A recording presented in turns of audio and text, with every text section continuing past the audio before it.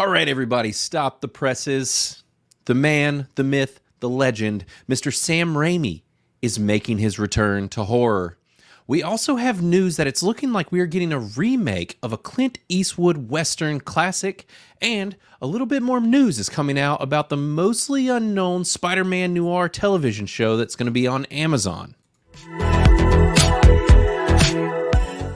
Well, folks, the news chugs on as usual, and I am here to cover it so that you don't have to scour the interwebs for what is happening in the entertainment industry, and you don't have to wait for multiple days to find out something late.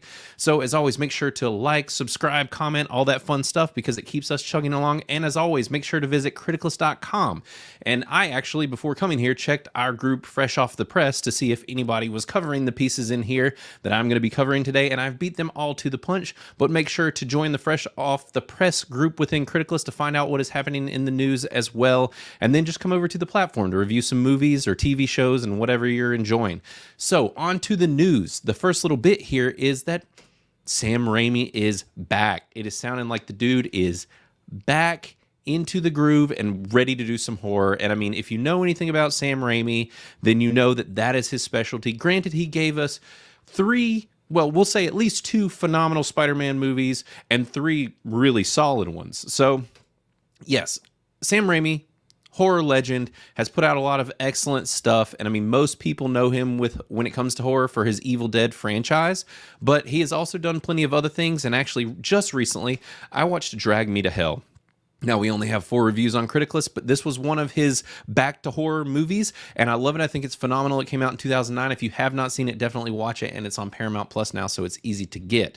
But with the news, it is saying that he is going to be making a new horror film, and it's looking like it is going to go to 20th Century Studios, which is interesting because I think that's technically owned by Disney now, if I'm not mistaken, because it was 20th Century Fox. But anyways, he's coming back to horror, and the movie is going to be called Send Help. Now, it sounds like what's weird is it says that the deal has been struck, and that they're going to produce this thing, and it's getting made, and it's his movie, but that it hasn't been officially greenlit. But for all intents and purposes, this movie's getting made, it sounds like, and it is happening. So what it says is the film is described as a two-hander horror thriller set on an island, falling somewhere between Rob Reiner's Stephen King adaptation of Misery and Robert Zemeckis' classic Castaway. So it's Castaway meets Misery. This sounds pretty wild, so it's kind of a hostage situation potentially, but also on a deserted island, or deserted-esque. So I don't know. This could be cool. So this type of horror, it sounds like it's probably not going to be supernatural, which I think is where he shines, but it doesn't mean that it's not going to be. There could definitely be things that they're holding back here, and I'm interested to see where this goes. There's not a whole lot of other information right now on Send Help, except for just that this is being made, and that Raimi Productions is involved, and Raimi himself, and this is going to be a theatrical release, it sounds like. But I'm excited. I'm ready for him to get back to horror. And I mean, he's been doing stuff over the years, but it hasn't been as big of a hit. Now, granted, he was attached to Boy Kills World, which is currently, I think, my favorite film this year so far, because I'm pretty sure I gave it 100 and it's excellent. But he didn't direct this, he produced it and was just kind of heavily involved. But still, I mean, it's sitting at a 78 on Criticalist right now, which is a rad. I gave it a most excellent, and it is most excellent. But he did Multiverse of Madness. That wasn't super well received. So it's like he's kind of been hit or miss lately. He's been doing a lot of producing and attached to things, but not as much directing. So I'm ready for him to come back. So I'm here for it. Bring on Send Help, and I will keep an eye on this. And if any big news happens as far as casting or otherwise, I'll make sure to touch in on it on another show. Now, the other bit of news is A Fistful of Dollars. And what is being reported, and I've right now have got comingsoon.net pulled up, but what they are reporting is that this spaghetti western is being remade. But there's not a whole lot of information. Now, the little bit that I found in this article was actually kind of interesting, because it says that Eurogang Entertainment has partnered with Enzo Sisti and Jolly Film to make the remake of this. But what was after that, I didn't recognize any of these names, but after that, it said that the production details are being kept close, but that it's most likely going to be an English language remake, which I find odd, because, I mean, it's a Western. Like, Western typically is a very American specific genre, but then they point out here, and you kind of forget that it really did actually, Europe had a big Western boom as well. It's just not exactly the same. And apparently this movie was kind of framed as being jumpstarting this subgenre for European Westerns. So, it makes sense that this European company would pick this up, but hopefully the remake is solid, and I'll be interested to see. I've talked on this channel many times about Westerns making a comeback, and I am all here for it. But unfortunately, the new Western that just hit theaters, I don't want to throw shade or catch any more crap for not fully loving that, but, it was a little bit of a rough start, but I think the Yellowstone universe is doing a great job as far as their TV shows. And actually, it brings me to my main question about this movie when I saw this was like, who could be the next Clint Eastwood? Who could play this kind of a role, or who has that gravitas, who has the screen presence, the look, the vibe? And I was trying to think, because I'm like, somebody a little more unknown is probably better for a role like this, and let them work their way into this genre. And one person actually popped up in mind, someone a little more unknown, and it's this man right here, which is one of the actors from one of the Yellowstone spinoffs. Now, his name is Brandon Sklenar, or Sklenar, however you want to say it, and he is excellent in the Yellowstone spinoff.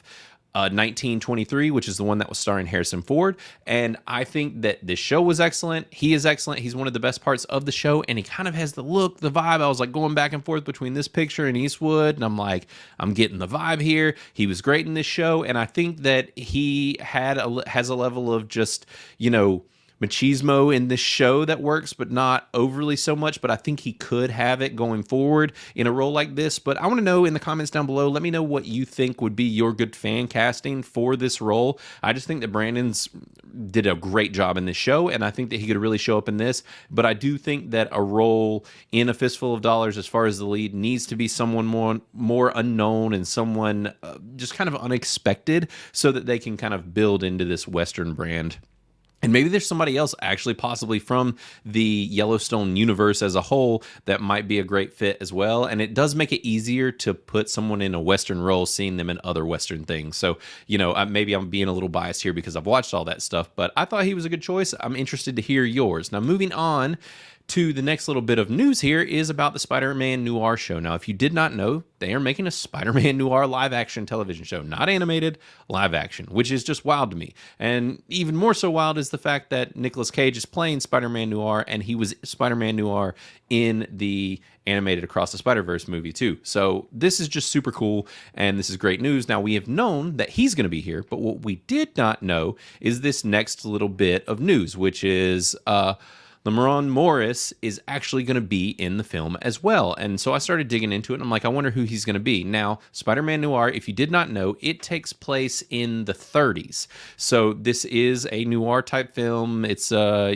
crime drama type of show, but, with some action and whatnot in there. But he is actually playing a regular Spider-Man character in this alternate reality. He's going to be playing Robbie Robertson, which we have seen multiple incarnations of throughout the years, whether it be in the comics or in the video games, animated shows, and even live action Spider-Man movies that had Tobey Maguire in them. He was in those as well. So this is an established character, and it sounds like he is going to be moving his way up within the news company that's within the Spider-Verse, within this version of Spider-Man. Now, I don't know if it's going to be called the Daily Bugle. I'm sure that it probably will, but they are saying that basically he is a reporter. He's working his way up, and they are basically, it will be interesting to see what they decide to do here, because the time period, it does work, but basically they're just saying that being a young black man in this time period and being in the newspaper world, he's starting on he's really having to work himself up,